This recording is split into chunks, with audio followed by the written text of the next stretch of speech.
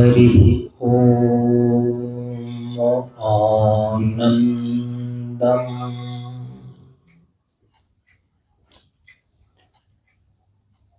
प्रशांति जीवन दर्शनम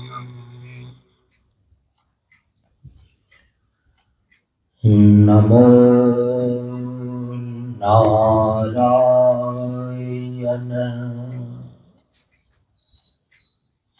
नारायणम्।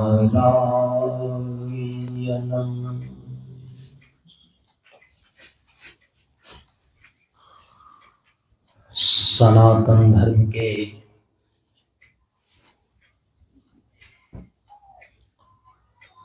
वैदिक परंपरा के अंतर्गत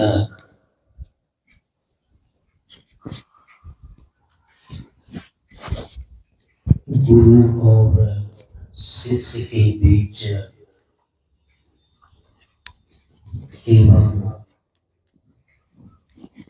वक्ता और श्रोता के बीच ज्ञान का आदान प्रदान होने के लिए प्रयुक्त वैदिक शांति मंत्र का पहले उच्चारण कर लें। ओम सहनाववतु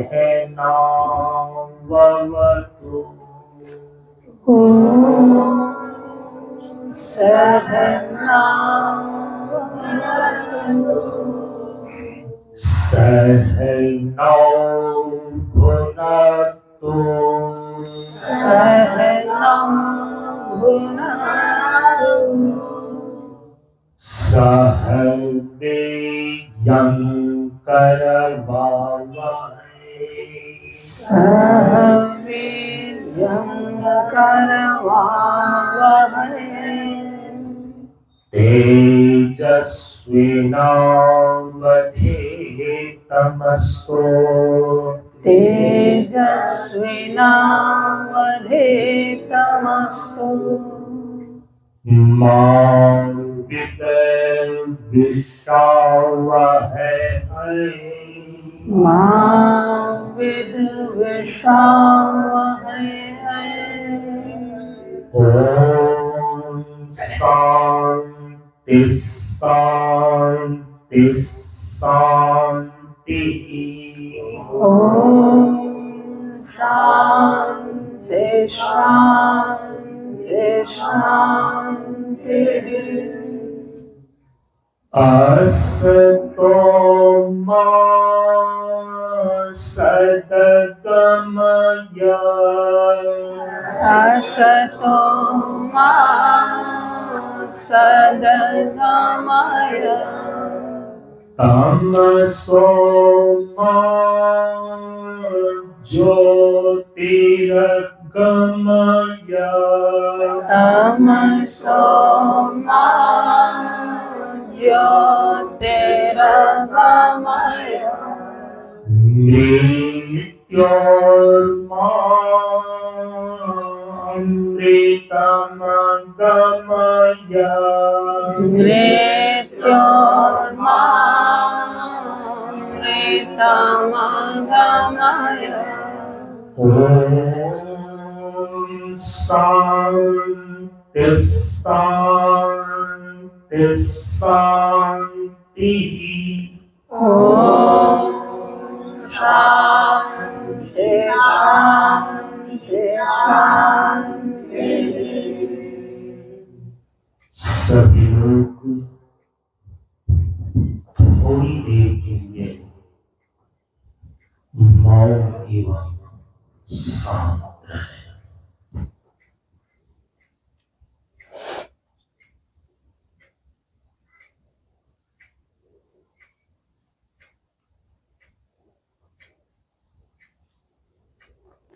नमो नारायण।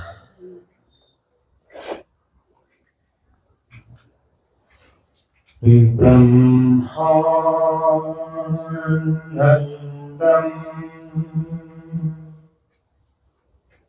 परम सुखदम केवलम ज्ञानमूर्तिं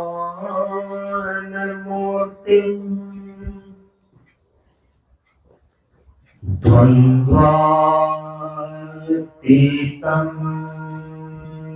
गगनसदृशं तत्त्वमस्यादिलक्ष्यम् एकं नित्यं विमलमचलम्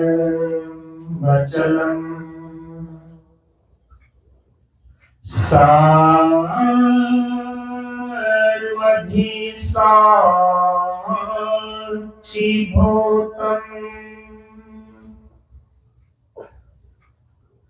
भावातीतं त्रिगुणरहितम् सद्गुरुं तं नमामि। सद्गुरुं तं नमामि।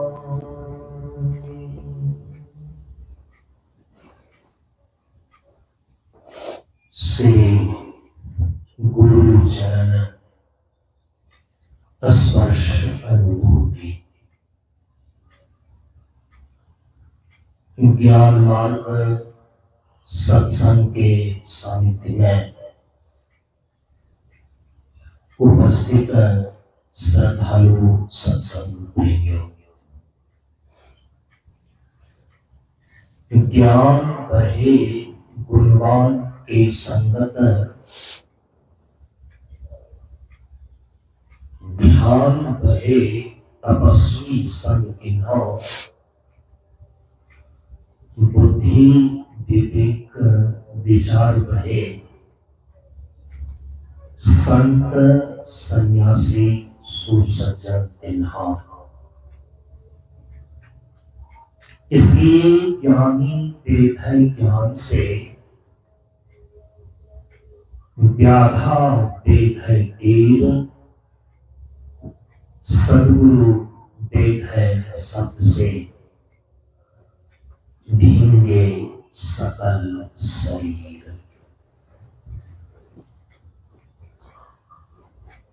प्रेमियों, हम सभी लोग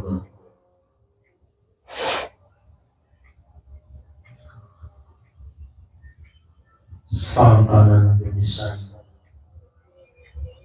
प्रशांति योगासन, सर्वदा मंच पर इस बार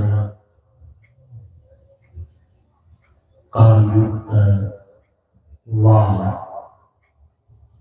सिद्धार्थ संवत्सर के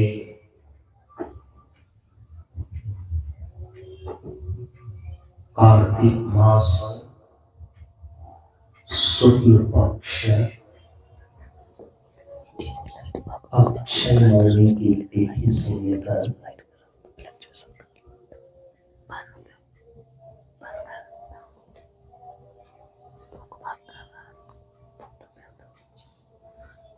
कार्तिक पूर्णिमा गुरु नानक जयंती एवं देव दीपावली की तिथि तक आयोजित। तदनुसार सन 2025 ईस्वी के 30 अक्टूबर से लेकर 5 नवंबर तक प्रशांत कन्या मिशन की संचालिका ब्रह्मचारिणी अपर्णा दीदी जी के मार्गदर्शन में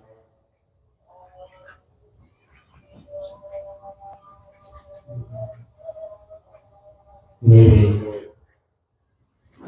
साक्षात्कार में, वो सानिध्य में परम पूज्य गुरुदेव के सूक्ष्म चेतना के सानिध्य में ब्रह्मचारिणी पूनम प्रियतमा दीदी के द्वारा उनके प्रतिनिधित्व में क्रियान्वित 7 दिवसीय ज्ञान यज्ञ सप्ताह सत्र के हम सभी लोग आज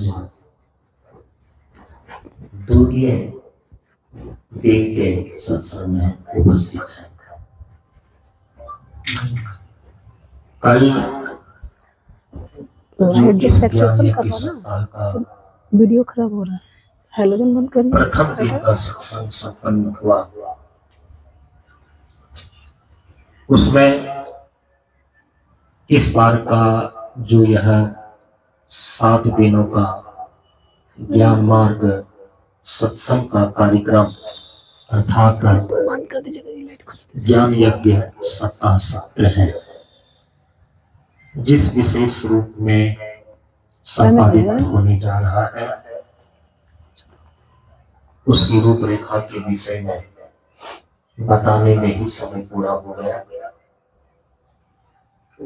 ब्रह्मचारिणी पूनम दीदी के द्वारा मंच स्तरीय कार्यक्रम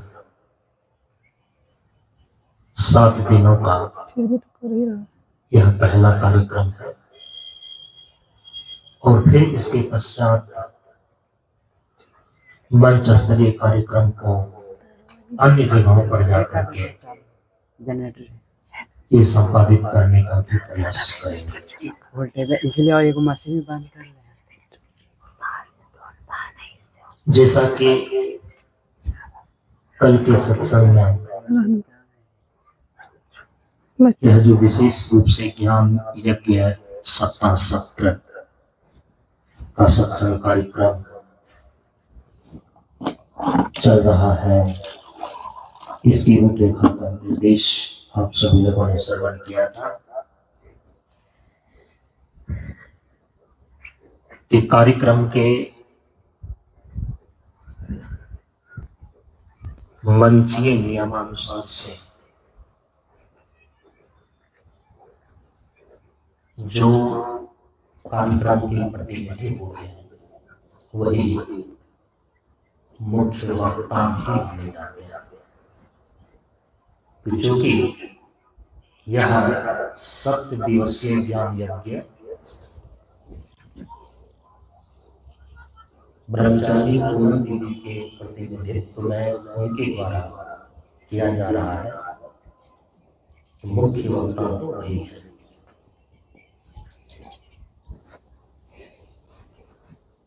इनके द्वारा प्रवचन का जो विवेच्य विषय चुना जाए या चुना गया,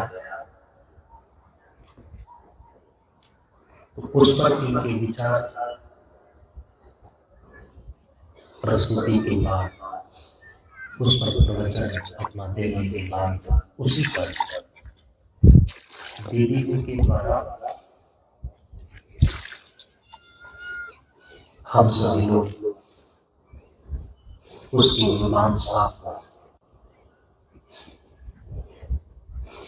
अभी सुना।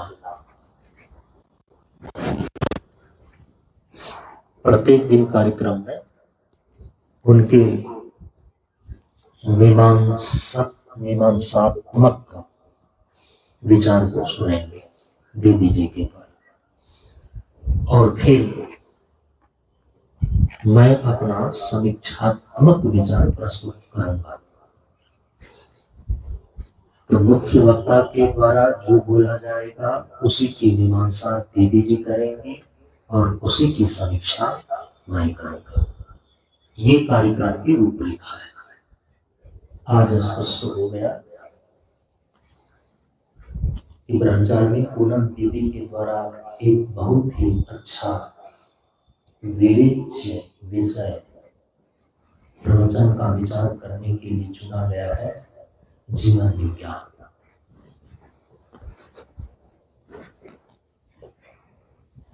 जीवन के सभी आयामों पर इन 7 दिनों में विचार करने का प्रयास करेंगे हम लोग।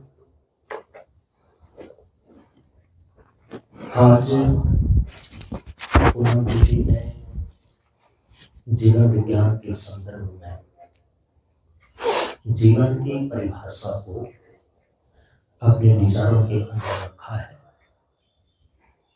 हम उसी की थोड़ी समीक्षा करने जा रहे हैं और चूंकि समय जो है आगे जा रहा है, तीसरी जगह पर हम बता करके आए हैं कि किसी भी विषय वस्तु पर जो विचार हो रहा है,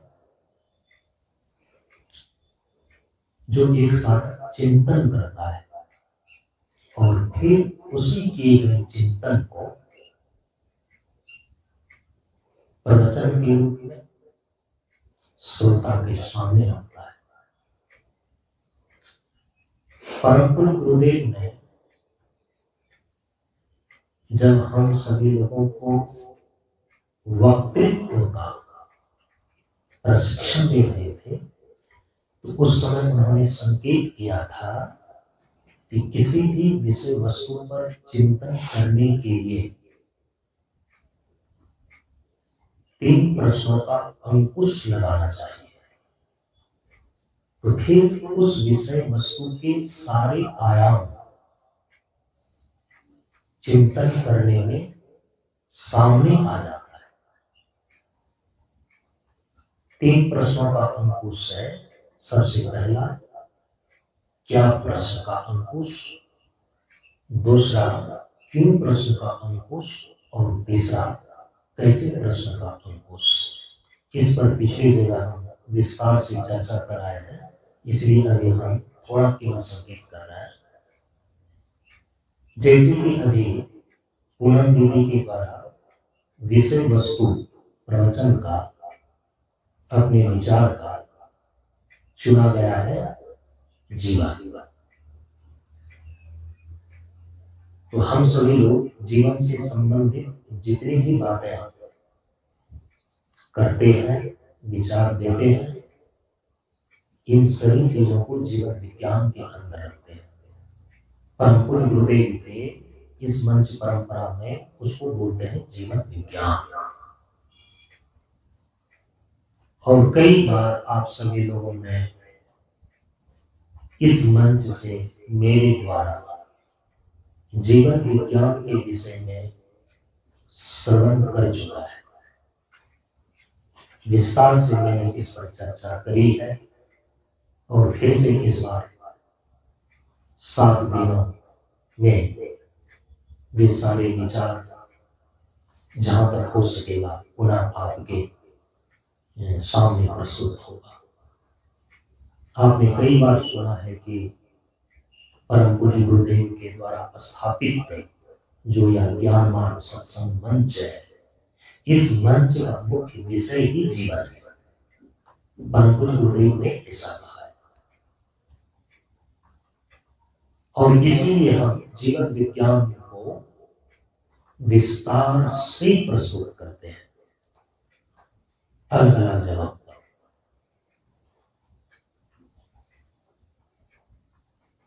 जो अभी इन 7 दिनों के लिए विवेक विषय मुख्य वक्ता के द्वारा जीवन अथवा जीवन विज्ञान चुना गया है, अब इस पर 3 प्रश्नों का अंकुश लगा करके चिंतन करना चाहिए और फिर विचार करना चाहिए।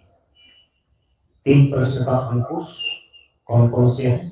पहला, क्या,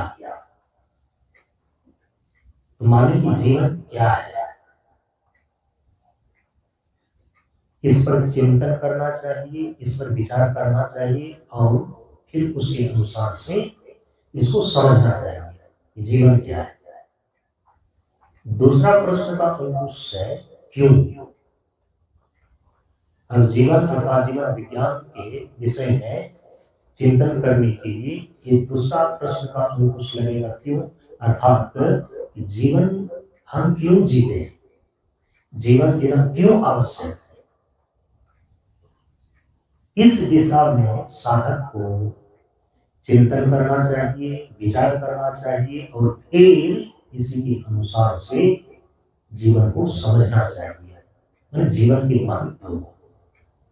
हम जीवन क्यों जीते हैं, जीवन जीना क्यों आवश्यक है। और फिर अंत में तीसरा प्रश्न का अंकुश है कैसे। माने अब जीवन के विषय में चिंतन करने के तीसरे आयाम को खोलना चाहिए कि हम जीवन को कैसे जिए।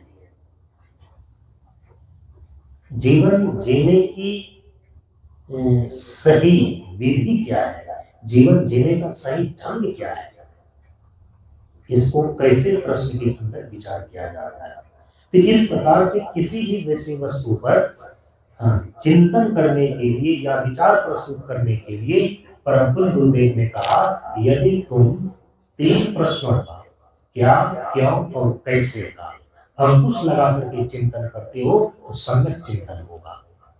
विचार प्रस्तुत करते हो तो सम्यक विचार प्रस्तुत होगा और श्रोताओं को बड़ी लाभ पहुंचेगा। माने श्रोताओं को उस विषय वस्तु का एक सम्यक जानकारी प्राप्त होगी और वह अपने जीवन में उसका समुचित लाभ उठा सकता है। ये तो इस जीवन टॉपिक को जीवन विज्ञान के विषय वस्तु के प्रथम आयाम पर विचार प्रारंभ हुआ है। जो प्रथम प्रश्न का अंकुश है क्या, तो जीवन क्या है, इसके विषय में पूज्य देवी ने अपना विचार आज का प्रस्तुत किया है। इस पर बहुत विस्तार से चर्चा की जा सकती है, चर्चा हुई है। उन सारी बातों का स्मरण करते हुए हम थोड़ा सा यहाँ पर केवल उसका रेखा चित्र आज खींच करके छोड़ देते हैं। रंग रोगन तो कल करेंगे। जब इस मंच का मुख्य विषय जीवन है और जीवन को केंद्र में रख करके ही परम पूज्य गुरुदेव ने सारे नियम, सूत्र, सिद्धांत, आदेश, निर्देश, साधना, उपासना सब कुछ निश्चित किए। परम पूज्य गुरुदेव की जितनी रचनाएं हैं, मैंने कई बार आपका ध्यान उस ओर आकृष्ट किया है कि उनके प्रत्येक रचनाओं में अधिक से अधिक जीवन शब्द का ही प्रयोग हुआ है और जीवन शब्द ही बैठा है। सबसे पहले प्रार्थना करते हैं और उसमें बार बार उस प्रार्थना में जीवन शब्द आया कि जीवन होवे ज्ञान, जीवन होवे ज्ञान, जीवन होवे ज्ञान। कीर्तन में जो हम जिस महा मंत्र का, शांति मंत्र का अनवरत उच्चारण करते हैं, हम सभी साधक लोग, जो परम पूज्य गुरुदेव की एक अद्भुत खोज है, प्रशांत जीवन दर्शन। ये प्रशांत जीवन दर्शन परम पूज्य गुरुदेव ने कहा कि ये महामंत्र है, ये गुप्त मंत्र है, ये मूल मंत्र है और अंत में कहा कि ये शांति मंत्र है। वेद में प्रत्येक वैदिक मंत्र का जो पूर्ण होना होता है या उसका जो समापन होता है ना, त्रिवार शांति शब्द के साथ होता है। किसी भी वैदिक मंत्र को आप उठा लें, प्रत्येक वैदिक मंत्र पूर्ण होता है या उसका समापन होता है त्रिवार शांति शब्द के साथ, ओम शांति शांति शांति। और उसी त्रिवार शांति शब्द को यदि गणित की भाषा में उसको कन्वर्ट करके बोलेंगे तो एक शब्द में उसको बोलता है प्रशांत। शांति जोर शांति, दोबारा फिर तिबारा जोर शांति, 3 बार हो गया ना। शांति केवल लिखा हुआ है तो एकल है। शांति को यदि 2 बार कहना होता है तो गणित के सूत्र में शांति लिख करके उसके ऊपर 2 लिखते हैं, जिसको स्क्वायर कहा जाता है। ठीक है। और यदि शांति को 3 बार कहना होगा तो गणित के सूत्र में शांति लिख करके उसके ऊपर क्या लिखेंगे 3, और जिसको क्या बोला जाता है क्यू, शांति क्यू। 2 लिखते हैं तो स्क्वायर बोला जाता है और 3 लिख देते हैं तो उसको क्यू बोला जाता है। तो शांति शांति शांति 3 बार ऐसा लिखा गया वेद मंत्र के अंत में, प्रत्येक वैदिक मंत्र के अंत में त्रिवार शांति शब्द का प्रयोग किया गया। और गणित के सूत्र में इसको शांति क्यों बोलेंगे? तो अनेक शब्दों का एक शब्द आपने व्याकरण में पढ़ा होगा कि अनेक बार नहीं बोल करके अनेक शब्दों का एक शब्द ही यदि देते हैं तो 3 बार शांति शांति शांति ऐसा ना बोल करके एक बार ही बोलेंगे तो क्या बोलेंगे? प्रशांति, प्रशांत। ये है प्रशांत जीवन दर्शनम। अब देखिए कोई बातें जो है ना, अब यहाँ पर जो प्रवचन किया जाता है, जो बातें यहाँ पर बोली जाती है, अभी आप लोग यहाँ जितने लोग बैठे हैं केवल उनको ही सुनाने के लिए नहीं बोला जाता। और हम लोग पहले भी कभी सामने जितने लोग बैठे हुए हैं तो उन्हीं को हम सुना रहे हैं, ऐसा सोचकर के कभी नहीं बोलते। आप तो साक्षात सुन ही रहे हैं। परम पूज्य गुरुदेव ने कहा कि यदि सामने कोई आदमी की आकृति में श्रोता नहीं है तो क्या हुआ? तुम पहले ये निश्चय कर लो कि तुम केवल आदमी के आकृति वाले श्रोता को सुना रहे हो या प्रकृति माँ की गोद में बैठे हुए जितने भी आकृति वाले जीव जंतु हैं उनके हित के लिए बोल रहे हो। ये पहले तुम सोच लो, श्रोता को पहले सोच लेना चाहिए। तो बड़े बड़े महापुरुषों को आपने देखा होगा प्रवचन में, वो बार बार ये चीज को बोलते हैं कि मैं ये जो भागवत की कथा कर रहा हूं तो मैं तो हनुमान जी को सुना रहा हूं मुख्य रूप से हनुमान जी को, और उनके सुनाने में सारी जनता यदि सुनकर के लाभ उठा ले तो अच्छी बात है। इसलिए जब अनुष्ठान के रूप में कोई कथा होती है उनके मुख्य यजमान भी नियुक्त होते हैं। मुख्य श्रोता को यजमान है और उसके बहाने उस व्यवस्था में ऐसी व्यवस्था रखी जाती है कि और सारे लोग लाभ ले लेते हैं। अच्छा, श्रीमद् भागवत महापुराण की कथा जो भगवान वेदव्यास के द्वारा श्रीमद् भागवत महापुराण में लिखी गई है, उसके मुख्य वक्ता कौन है? सुखदेव जी महाराज है ना। मुख्य वक्ता तो भगवान सुखदेव जी हैं और मुख्य श्रोता कौन है उसमें? परीक्षित महाराज परीक्षित हैं। ये तो आरंभ के अध्याय में स्पष्ट हो जाता है। अब सोचिए कि मुख्य वक्ता तो उसमें परीक्षित है, सुखदेव जी, भगवान सुखदेव है, और मुख्य श्रोता तो महाराज परीक्षित है। लेकिन भगवान वेदव्यास जब भागवत महापुराण लिख रहे हैं तो उसके भीतर अवान्तर तो कई श्रोता और वक्ता हो गए, कई वक्ता और श्रोता हो गए, क्योंकि भीतर में उस कथा के कहने में भगवान वेदव्यास लिखते हैं हाँ, अब जो है ये सौनक ऋषि बोल रहे हैं। अब ये संवाद इन लोगों के बीच में चल रहा है, तो उनके भीतर में जो है कि कई जो है अवान्तर वक्ता और श्रोता देखे जाते हैं, लेकिन उनके मुख्य वक्ता तो एक ही है और मुख्य श्रोता तो एक ही है। सामने वाले जो होते हैं वे मुख्य श्रोता तो माने ही माने जाते हैं। आप सभी लोग जिन लोगों ने जहां पर सत्संग की व्यवस्था किया और यदि वह सार्वजनिक रूप से है और परम पूज्य गुरुदेव के मंच से जो ज्ञान यज्ञ होते हैं, जो सत्संग प्रवचन का कार्यक्रम होता है, भागवत कथा इत्यादि की तरह जो कोई एक आदमी मुख्य यजमान बन करके उस कथा को करते और करवाते हैं, उस प्रकार की चीजें तो यहाँ है नहीं। उस गांव के, उस मंच के या उस क्षेत्र के सार्वजनिक रूप से सभी लोग मिलजुल करके सत्संग मंच की व्यवस्था करते हैं। तो वहां साक्षात जो लोग सामने बैठ करके सत्संग सुन रहे होते हैं, प्रवचन सुन रहे होते हैं, तो समझिए कि वो मुख्य श्रोता है। उनके अतिरिक्त मुख्य श्रोता के रूप में और भी वहां पर आकृति वाले श्रोता है, लेकिन इसका परिज्ञान सबों को नहीं होता और सबका ध्यान इस पर जाता नहीं।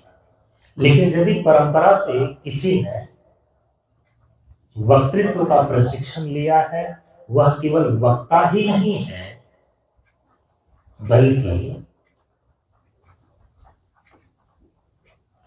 उनका प्रवचन करना स्वयं एक साधना है। जो प्रवचन करना स्वयं एक प्रकार का ज्ञान में तप मांगता है, इस दृष्टिकोण से जो प्रवचन करता है, जो वक्ता होता है, इतनी दृष्टि तो उनकी परंपरागत गुरु कृपा से प्राप्त हो ही जाती है। गुरु परंपरा से उनको ये दृष्टि तो प्राप्त हो ही जाती है कि केवल मनुष्य की आकृति में जो सामने बैठे हुए लोग हैं, केवल वही श्रोता नहीं है, बल्कि उनकी दृष्टि देखती है कि प्रकृति मां की गोद में अन्य अन्य आकृतियों में बैठे रहने वाले, चलने फिरने वाले, रेंगने वाले, आकाश में गमन करने वाले अन्य अन्य आकृतियों में जीव जंतु जो है, उन्हें भी सतोपनिषदों से, सत्य वचन से, प्रवचन से, सत्संग से, भगवत चर्चा से शांति और आनंद मिलता है। वे भी श्रोता है। हम सभी लोगों को वक्तृत्व प्रशिक्षण देने में ये बातें परम पूज्य गुरुदेव के द्वारा बताई गई है और सिखाई गई है। आरंभ तो यही से हुई है कि पहले आदमी की आकृति में जो लोग बैठे हुए श्रोता है ना, उसके सामने तो प्रवचन करो ही मत। उनके भाव का एक्सप्रेशन हो सकता है कि तुम्हारे शुरू में बोलने में वो एक्सप्रेशन, वो भाव तुम्हें न प्राप्त हो सके आदमी की आकृति में जो श्रोता बैठे हुए हैं। हो सकता है कि फिर यदि कि तुम्हारी दृष्टि उन लोगों के भाव भंगिमा पर ही यदि चली जाए, तो फिर तुम्हारा विचार का प्रवाह बिगड़ सकता है, प्रवचन बिगड़ सकता है। शुरू में आंख बंद कर लेनी चाहिए। और फिर यहां तक कहा गया कि सामने जो अस्थावर जीव है, पेड़ पौधे, उसमें जितने पत्ते हैं, एक एक पत्ता मानो कि तुम्हारे प्रवचन सुनने के लिए एक एक श्रोता बैठे हुए हैं। ये भावना भर करके जिस दिन तुमने बोलने की कला सीख लिया ना, तो फिर तुम्हारे सामने आदमी कितनी संख्या में बैठे हैं, तुम्हारे बोलने के ऊपर रत्ती भर भी प्रभाव नहीं पड़ेगा। तुम्हारे बोलने, तुम्हारे चिंतन मनन करने और तुम्हारे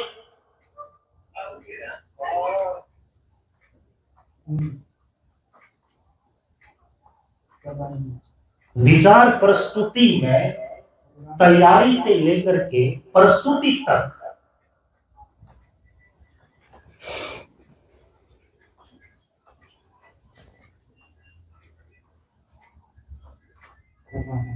वही प्रखरता दिखेगी, वही रफ्तार रहेगा कि जो कि 10,000 जनताओं के बीच में होता है। हम ही लोगों में बहुत ऐसे सारे लोग हैं, देखते हैं कि यदि हजारों की संख्या में लोग सामने बैठे हैं तो उनकी बोलने की कुंडली लगता है कि काफी जम जाती है, माइक छोड़ना नहीं चाहते। मैं नाम लेकर के उनको, चूंकि ये बातें तो सोशल मीडिया के द्वारा सबके पास पहुंच रही है, दुखी नहीं करना चाहता हूँ, माइक ही नहीं छोड़ना चाहता। और यदि 5-10 ही लोग हों और जब उनको बोलने के लिए माइक दिया जाता है, लगता है कि उनको शब्द ही नहीं मिल रहा है।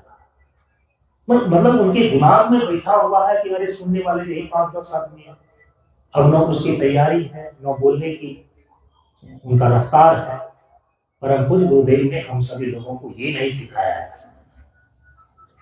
हम सभी लोग सामने के ही केवल श्रोताओं को सुनाने के लिए नहीं बोलते। हमारा बोलना हमारा ज्ञान में स्वयं का तत्व है।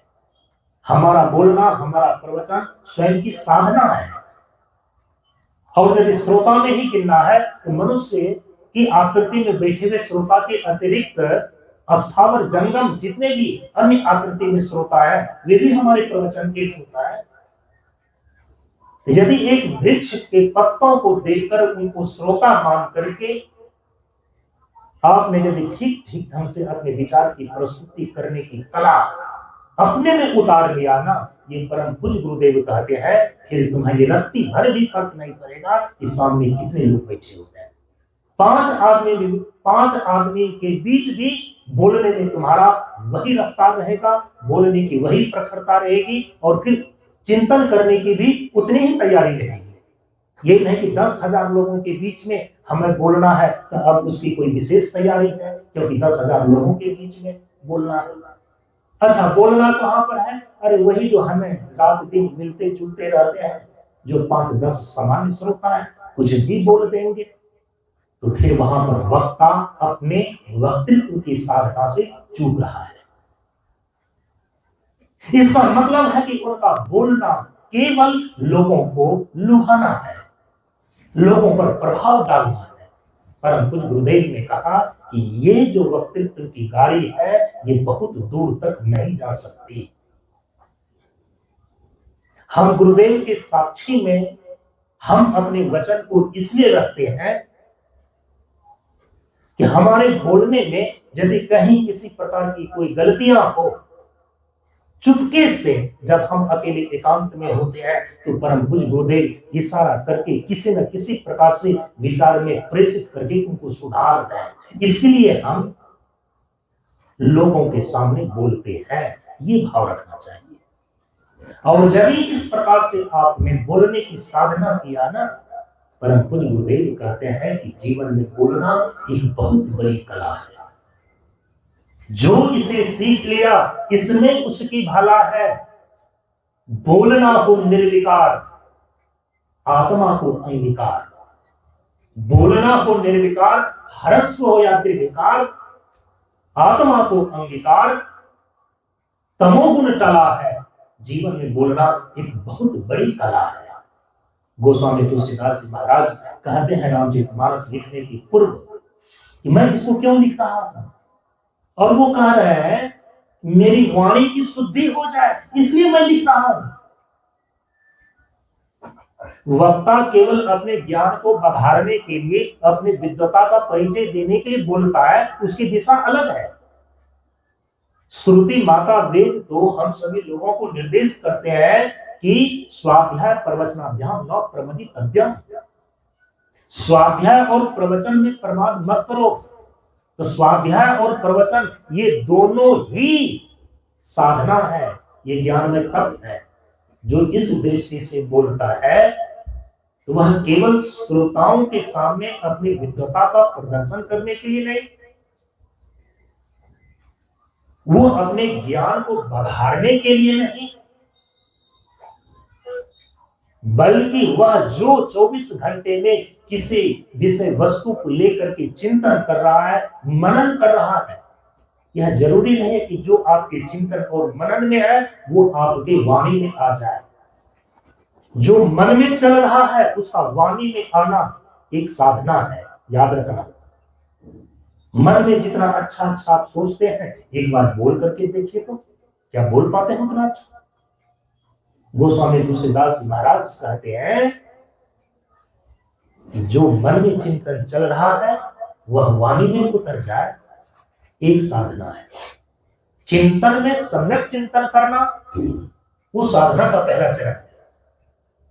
व्यक्ति को चिंतन होता ही नहीं, शास्त्र कहता है युक्ति पूर्वक चिंतन करें। परम पूज्य गुरुदेव कहते हैं कि 3 प्रकार के प्रश्नों का अंकुश लगा करके चिंतन को बढ़ाएं। स्वचिंतन से ज्ञान ले, शीलम शीलम सोकर।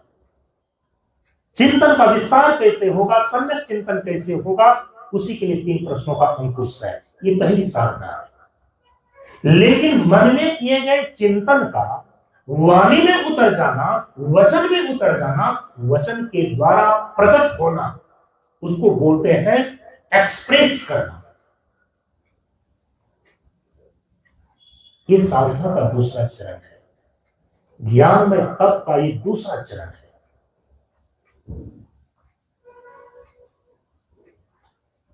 और तीसरा चरण क्या है? परम पूज्य गुरुदेव ने क्या कहा है उपदेश में 5वें खंड के अंदर? मन, वचन और कर्म में समानता ही महानता के लक्षण है। मन, वचन और कर्म 3 चीजें आ गई। मन में होता है चिंतन, वाणी अर्थात वचन के द्वारा होता है उस चिंतन किए गए का प्रगटीकरण। और तीसरा चीज है कि अपने आचरण के द्वारा, अपने कर्म के द्वारा वो चीजें जब क्रियान्वित होती है उसको बोलते हैं चरित्र। कई बार जो चीजें चिंतन में नहीं आती है तो उनको चिंतन में पहले लानी पड़ती है। कई बार चिंतन में आने के बाद भी वो चीजें वचन में नहीं आती है। और यदि वो चीजें वचन में आती है तो वैसी नहीं आती है कि जैसा मन में चिंतन होता है। इसीलिए जैसा मन में चिंतन होता है वैसा वचन में उतर आना यह एक साधना है, एक तप है। और इसका अभ्यास करना पड़ता है, बारंबार अभ्यास करना पड़ता है। और यदि कई बार चिंतन में जो चीजें हैं वचन में उतर करके आया हुआ है, कई बार वचन तक लच्छेदार भाषण किया जा रहा है, हजारों लाखों श्रोता उसको सुन रहे हैं, लेकिन जब तीसरे चरण में जो कि सामने दिखनी चाहिए आचरण में उतरते हुए, चरित्र में उतरते हुए, वे चीजें नहीं देखी जाती। मन, वचन और कर्म में अर्थात आचरण में उतार लेना यह साधना की पूर्णता होगी। तब हम कहेंगे यह है महानता के लक्षण।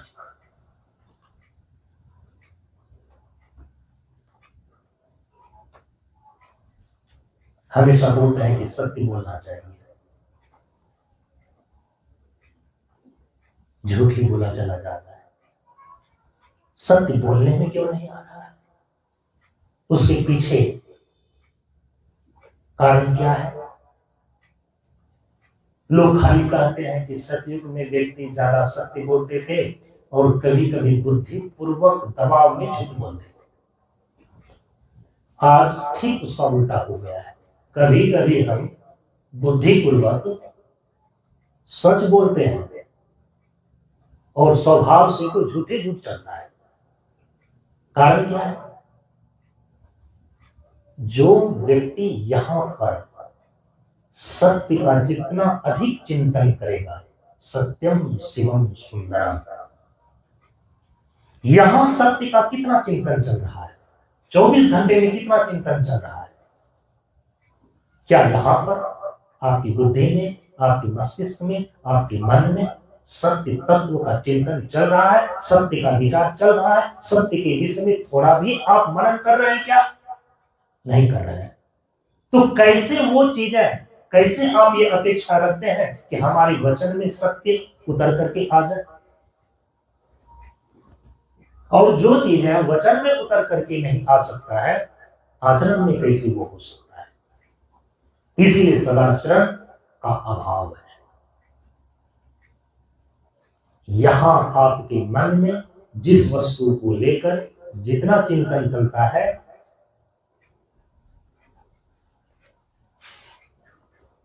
परम पूज्य गुरुदेव ने कहा कि इसको घड़ी की 3 सुई से तुलना कर लेना। अपनी वाणी को हम विराम देंगे। 3 सुई से इसकी तुलना कर लेना। घड़ी की 3 सुई होती है। एक है घंटे की सुई, दूसरा है मिनट की सुई और तीसरा है सेकंड की सुई। सेकंड की सुई तेजी से चलती है, उसकी अपेक्षाकृत मिनट की सुई उससे धीरे धीरे कम चलती है, और सबसे कम चलने वाली घंटे की सुई होती है। घंटे की सुई घड़ी में एक बार पूरा घूम जाए तो 24 घंटा पूरा हो जाता है, और मिनट की सुई घड़ी में यदि एक बार पूरी घूम जाए तो 1 घंटा पूरा होता है। इसको दूसरे प्रकार से कैसे कह सकते हैं? घंटे की सुई जो घड़ी में होती है, यदि एक बार पूरी घूम जाए घड़ी के अंदर तो 1 दिन होता है। 24 घंटा बराबर 1 दिन। सोचिए कितना समय 24 घंटे की हो गई। लेकिन मिनट की सुई घड़ी के अंदर पूरी एक बार घूम जाए तो 1 घंटा होता है। सेकंड की सुई जब घड़ी के अंदर एक बार पूरी घूमती है तब 1 मिनट होता है। तो सेकंड की सुई बड़ी तेज चलती है, उससे कम रफ्तार में चलती है मिनट की सुई, और सबसे कम रफ्तार में चलती है, एकदम धीरे धीरे चलती है घंटे की सुई। इसी तीनों सुई से, घड़ी की तीनों सुई से तुलना कर लेना मन, वचन और कर्म का। मन है चंचल। अभी आप यहां बैठे हुए हैं, शरीर आपका यहां पर है, मन कहां कहां जा रहा है और कितनी तेजी से जा रहा है? ये घड़ी की सेकंड वाली सुई है। मानो कि ये शरीर ही घड़ी है, और इसमें जो मन की सुई है ना, ये सेकंड वाली सुई बड़ी तेजी से चलती है। कभी कल्पना करती है, कभी स्मरण करती है, और कभी कुछ सोचती है। मन ही तो सोचता है। चिंतन विचार मन में होता है। घंटे की सुई की तरह मन काम करता है। 24 घंटे का आप चिंतन करें, इसके बाद जो आपका ये वचन है ना, कितना बोलना हो। कहा कि मिनट वाली सुई की तरह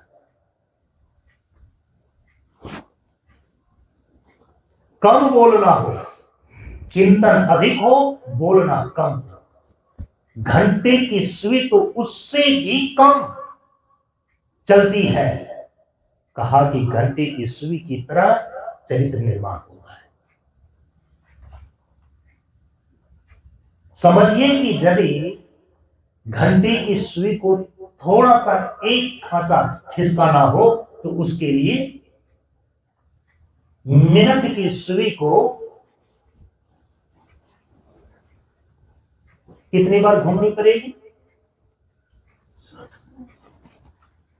60 खांचे को पार करना पड़ेगा, तब मिनट की सुई एक खांचा पार करती है, और उसका 1/7वां हिस्सा उस खांचे का घंटे की सुई पार करती है। चिंतन अधिक हो, और जितना चिंतन होगा उसी के अनुसार से आपके वचन में प्रौढ़ता आएगी, उतना ही मिनट की सुई की तरह उसके अनुपात में बोलना होगा, और घंटे की सुई की तरह वो चीजें चरित्र में उतरती है। आज हम देखते हैं कि हमारा बोलना इतना अधिक होता है, इतना अधिक होता है, उसके पीछे यदि देखें चिंतन की रफ्तार को, वो जीरो पर है अटका हुआ। इसीलिए आज हम जो कुछ भी बोलते हैं बिना सोचे समझे बोलते हैं, बिना चिंतन के बोलते हैं, बिना विचार के बोलते हैं। इसलिए आपके बोलने का कोई महत्व नहीं। आपके बोलने में महत्व तो उस समय आ जाता है, आपके वचन में वजन तो उस समय बढ़ जाता है जब उसके पीछे सेकंड की सुई की तरह अधिक चिंतन की रफ्तार। परम पूज्य गुरुदेव कहते थे कि हम लोगों को, हम जैसे महापुरुषों को, जो हम बोल रहे हैं और मेरे बोलने में जो ये तुम प्रखरता और मेरे बोलने में जो ये वजन वाणी में देख रहे हो, ये ऐसे नहीं आती है। 1.5 घंटे बोलने के लिए हम 24 घंटे चिंतन करते हैं। 24 घंटे चिंतन की साधना है 1.5 घंटे के वक्तृत्व के लिए। ये परम पूज्य गुरुदेव ने कहा है। और आज हम सभी लोगों का बोलना इतनी रफ्तार से इतना अधिक होता है, हम क्या बोल रहे हैं खुद ही नहीं समझ रहे हैं। दूसरा समझ रहा है नहीं समझ रहा है, ये भगवान जाने। अपने ही बोले हुए चीजों को खुद नहीं समझ रहा है, क्योंकि बिना सोचे समझे बोल रहा है। परम पूज्य गुरुदेव ने कहा ये वांग में तप नहीं है, ये मनो में तप नहीं है, ये कर्म में तप नहीं है। चिंतन करो तो मनो में तप। जैसे कि घड़ी की सेकंड वाली सुई तेज रफ्तार से चलती है, विभिन्न विषयों पर गहराई से अपनी सूक्ष्मता को दोहरा, और फिर इसके बाद मिनट की सुई की तरह उसी अनुपात में कम बोलना हो, फिर बोलने में आपका वजन आता है। और फिर अंत में बोली हुई चीजों को चरित्र में उतारने के लिए उतनी ही उतरती है वो चीजें जितनी घड़ी की घंटे की सुई थोड़ी सी कम खिसकती है। इसलिए बहुत ज्यादा बोलने वाला आसन में उतार नहीं पाता, बहुत ज्यादा बोलने वाला चिंतन ही नहीं कर पाता। और यदि बहुत बोलने वाला है तो इसका मतलब है कि बिना सोचे समझे वो बोल रहा है। चिंतन करके बोलेगा तो वह सब बोलना निश्चित होता है, सीमा में होता है। ये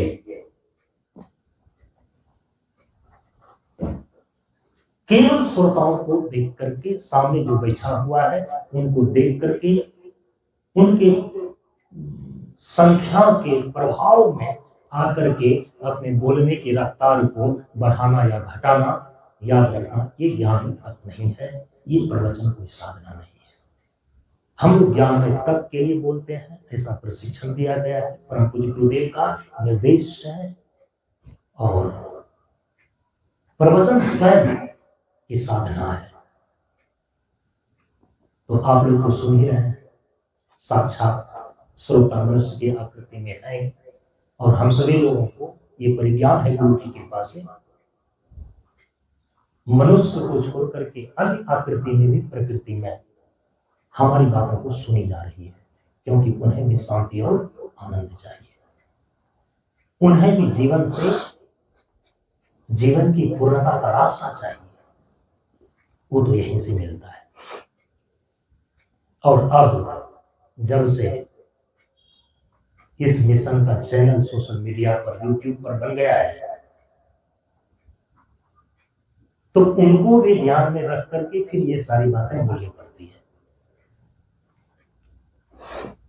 क्योंकि बहुत जो सामने नहीं है और कहीं इससे अधिक संख्या में वो ऑनलाइन सुन रहे होते हैं, या बाद में फिर उस चैनल पर इन सारी चीजों को सुनते हैं, तो उनको भी ध्यान में रख करके बहुत सारी बातें बोलनी पड़ती है अब। और मुझे लगता है कि अभी तक में कम से कम आप लोग जितना यहाँ पर बैठे हुए हैं, इसके अतिरिक्त कम से कम 700 श्रोताओं को YouTube चैनल के माध्यम से जो सुनने वाले हैं उनको ध्यान में रख करके बोलना पड़ता है। तो कई बार जो है कि जो आप सभी लोग ऐसे सामने बैठकर कई बार सुन चुके हैं, फिर उसी पर दोबारा बोला जाता है, वही वही बातें फिर से दोहराई जाती है। उसके पीछे कारण है कि केवल सामने, मेरे सामने आप ही केवल श्रोता नहीं है, आप तो ऑफलाइन श्रोता है, कोई ऑनलाइन भी श्रोता बैठ करके सुन रहा है, और कोई कोई ऐसा भी श्रोता है कि जो अभी अभी एक सप्ताह है किस ज्ञान मार्ग सत्संग को ज्वाइन किया है। आपके चैनल पर जो यहाँ पर चल रहे हैं उसमें कमेंट आ रहे हैं, जाकर उसको पढ़िए। छोटे छोटे बच्चे अभी ज्वाइन कर रहे हैं, उनको तो इस मिशन के बारे में, फिर यहाँ की सारी चीजें जो प्राथमिक रूप में है वो भी तो हमें ही बतानी है, क्योंकि वो भी श्रोता का एक हिस्सा है, उनको ध्यान में रख करके सारी बातें तो बतानी ही पड़ती है। अब जीवन की जब हम परिभाषा बतलाएंगे तो स्थूल धरातल पर, सूक्ष्म धरातल पर, कारण धरातल पर, तीनों स्तर से हमें बतानी पड़ेगी। जबकि आप लोगों को लगता है कि 10 साल 15 साल से सत्संग सुनते सुनते तो इन सारी बातों को तो हम समझ ही गए हैं, अच्छी बात है, समझ गए। लगता है कि कारण स्तर से और उससे परमार्थ स्तर से ही ज्यादा बात की जाए तो अच्छी रहेगी, हम वहां तक पहुंचते हैं।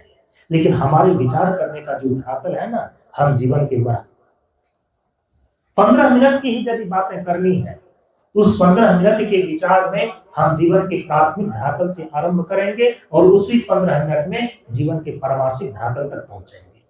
यदि 7 दिनों का प्रवचन करना है, हम जीवन के प्राथमिक धरातल से आरंभ करेंगे और 7वें दिन आते आते कहां पहुंचेंगे, जीवन के पारमार्थिक स्तर तक की बात करने तक पहुंचेंगे।